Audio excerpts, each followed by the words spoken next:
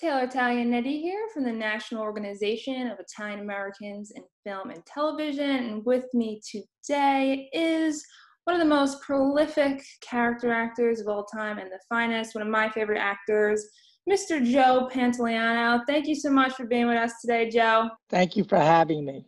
So we're promoting From the Vine today. It's such a special, magical movie, and like I said, you're one of the finest character actors of all time, and people might have trouble pronouncing your name, but they know exactly who you are, and been with some of the biggest names in the business, and you've raised the bar, pushing other actors to do their best. But in this movie, you're really in the driving seat. Is it a different process, or is it all just acting?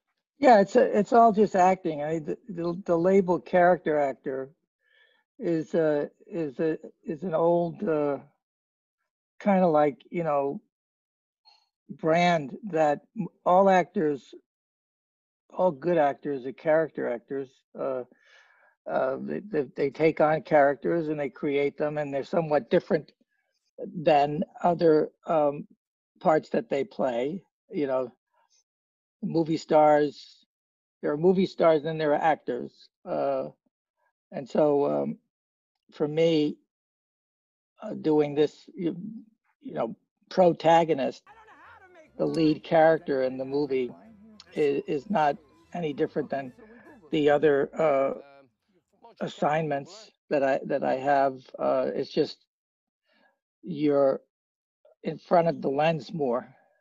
And I've read in your autobiography, and seeing you in this movie here, and I've watched some other interviews you've done about the film, and you said you had so little time to prepare. It's almost like a documentary when you're really approaching the character, and it's a really honest portrayal. And I really did feel a lot of Joey from Hoboken. So I was wondering, was there anything that wasn't on the page that you really brought to the character? Oh yeah, so much. I mean, we just didn't have time. So I kind of, for lack of a better word, sublimated my own emotional path through the character of Marco. There was a lot of similarities. What he was going through was something that I went through probably 10 years earlier. So I was able to identify with him, and the the fears and anxieties, and in his case, as we are introduced to him, he's having visions, he's seeing things from his past, he's hearing voices, he's got inanimate objects talking to him, and he betrays the trust of his mentor and best friend in making a deathbed promise to him that I would uphold his vision as the leader, creator of this company, and then I betray that trust and going with the party line, which is very kind of similar, mirrored image of what's happening in the United States, really globally when you think about it. That the dollar is has more value than human life, and that in making this decision, he has a tremendous emotional fall of conscious, because he's got everything that he thought was going to make him happy. He went to college. He found his beautiful wife and daughter, upwardly mobile, and he thought all of that success would make him happy. And then he discovers that he's in a loveless marriage with a daughter that doesn't talk to him, and somehow Sean magically puts him on a cloud, and the next thing you know, he's back in the country that he was born in, absent 50 years, and no longer even has the mastery of his own first language, because he in the book has his first language is Italian. And because I didn't have the time to prepare all the Italian, we changed it so that it fit in perfectly, because in America, you're demonized if you have an accent, and you shouldn't speak your language. And in my family, with my parents being first generation, they used Italian as a weapon against us, so that we didn't know what they were saying. So when they didn't want the kids to understand, they'd say "stata zitta, aspetta," and then they'd go into the Italian. We never knew what the secret was. So I wanted to put that in, that kind of broken ability to not be able to, because we think we're Italian, yeah, right? We're also tribal, and then you go to Italy and you can't speak the language and you're speaking it wrong. And I thought that would be really cute. And so then Marco Leonardi, who plays my best friend, Luca, he becomes the translator. So a lot of that was improvised on the day. Yeah, I completely empathize with you about, going to Italy and not realizing that you're Italian American and not Italian. I totally felt that. Well, you're actually, I feel like I'm American of Italian descent. Yeah, that's sort of. I think Frank Capra kind of put it that way too. So it's yeah, I'm American. I'm American. I'm an American, and I have Italian heritage, but I recall going to Italy for the first time, and it's just so different than what I had expected. It's so beautiful there, and especially where we shot this movie in Acerenza, which is close to where my grandparents were born. My grandparents were born in Avellino, which is like 50-minute drive from Acerenza. They're in the Campania region, and we were in the Basilicata, which is a little further south. Yeah, it's so funny you mentioned that, because I was looking up the movie and I realized that my great grandparents are also from that region in Potenza. I know Acerenza is in that region. Potenza, yeah, we're only 25 minutes from Potenza. We're above Potenza. Yeah. So I mean, watching the movie was great for me because I've never been to that area. So you really, it's a character in the movie itself, and that's really what I loved about it. And one of the lines that really stuck out to me was from your daughter in the movie, Laura. She's like, I finally get why this place is so special for him. I finally get where I came from. Did you feel like sort of this special connection with the land and the people as soon as you got there? Well, Acerenza is a unique, timeless place. I mean, it feels like it hasn't been touched in 2,000 years. If we tried to make this movie 5 years ago, it would have been impossible, because technology hadn't advanced enough to be able to shoot it with the capacity of minimalist lighting, and you can't even get trucks up there because the roads are so narrow, because the buildings were designed for carts 2,000 years ago. So everything is, you're either walking up the hill or down the hill, and you're in the clouds. I mean, you're literally almost 6,000 feet up. So when the cloud comes in, you're in the center of it. So it's fog all the time and moisture. And it really is a geographical location for tourists only in the summer.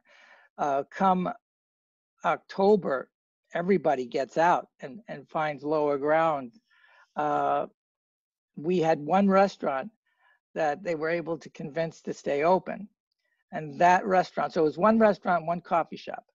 And all of the local butcher and produce store and flower shop and the bread store, all these little 400 square foot buildings that you needed to go to each one. So that reminded me of what it was like for me when I grew up in Hoboken. But the magic of that village permeated and conspired on us filmmakers, so that it had its place. It determined the kind of movie it wanted to be. And Sean was clever enough to use, out of necessity in some cases, all of the local people. we put them in the movie, Yeah. and they were wonderful. I jokingly said that had I come from Acerenza, I would have never had to take an acting class because these people were naturals. That's so great. Yeah, no, I love, like, Bicycle Thieves is one of my favorite movies, and I can't imagine that movie with real actors. You know, it's just amazing, and you totally feel that in From the Vine as well. And to me, like, one of the most rewarding things about the movie is is really a pleasure to see, like, an adult couple happily falling in love again. I really, really love that kind of subplot to the movie, and Randy Christian, she was just, terrific as your wife. Going forward, do you see yourself doing more romantic roles? Well, it's next to impossible. The competition is so great. They don't make these kinds of movies. If this was a studio movie, it would never have been made, because filmmaking, especially studio, it's about reduction of risk, where the foundation of storytelling was always built on story and damn the risk. It was a story that needed to be told. And in our case, that's a great analogy because we needed to make it. And in a best case scenario, we're fortunate that the movie has become popular and people are watching it. So when as it's making money, that means that opens the door for people to take further chances on movies. And they say, well, look, From the Vine did incredibly well, so let's make a movie like that. But I was able to get in this movie, and to be able to get an opportunity like this again, I'd have to develop it, and develop a story and find the financing, and I'm getting too old for that. Well, you spoke about, taking risks, and I think the great quality of the movie is, how quirky and whimsical it is. And I think, seeing these statues like moving and the vines talking, it could have backfired, but, Sean, the director, he really, really pulled it off. How did you react the first time seeing that you had to speak to the vines in the script? Well, I was scared to death. I was pessimistic. I was talking to the script supervisor, Jen. She would say a line and I would answer it, pretending that the vines were talking, but I had no visual understanding of what it might look like. So when I saw a rough cut and saw that it worked, saw that the statues worked, you're doing a reaction where Sean, the director, explains, okay, so you've just tasted the wine and it's terrible, and the angel over there is going to shake his head and make a terrible looking face, and I need you to react to that. Okay, so, but what's it going to look like? And then it looked great, and I was completely relieved. Yeah, no, it really paid off. And you mentioned before you have Marco Leonardi from Cinema Paradiso in the movie, another great film. And what I really love about that film is how the character, he returns home and he sees this place, this theater that he's worked with, at his whole life and loves so much, to be demolished and to be made into a parking lot. And right now in America, sort of, how you were alluding to the timeliness of the film, we're facing a similar situation with movie theaters facing extinction, and streaming's great, but movies were, meant to be exhibited in theaters. I just want to know your opinion as a working actor. We have a lot of members of our organization who look up to you, and I just wonder, do you think we can save the movie going experience, or do you think we're going to build more parking lots in the future? I don't know. Right now, we are evolving to the situation in ways that are very clever. Um, I think the pandemic really helped From the Vine in its success because it answers a lot of the questions that led us to this point, where we're in the throes of in the last 7 days, infection has gone up 80%. Areas are closing down and it's happening globally. The one thing that I don't like about movies, just personally in my own family, everybody watches television, but they're not watching. They're listening to it. They're doing 3 other things. They're playing on their iPads. The lights are all up. They're talking to each other. The phone rings. They answer it. So you're only getting about 30%, 40% of the movie. There's something really magical about going into a theater. The lights go down and nobody talks. I remember I was telling my youngest daughter this the other day. It's like, you go into a movie and somebody starts whispering to another person and you're going to get shushed down. And that just doesn't happen. So, it's like binge watching. People binge watch this stuff because they've made it popular to binge watch. So the public relations says it's cool to do it, so they do it. But they only retain about 25% of the whole experience. So I miss that. I miss the whole experience. I miss the times where I saw a movie that just took the wind out of us, and then you go for coffee and you talk about it again. I've been lucky enough to be a part of some of those kinds of movies, like Memento, where people were talking about it for hours on end afterwards, and then had to go back and see it again. This is a lighthearted, whimsical comedy about that's very real. It's adult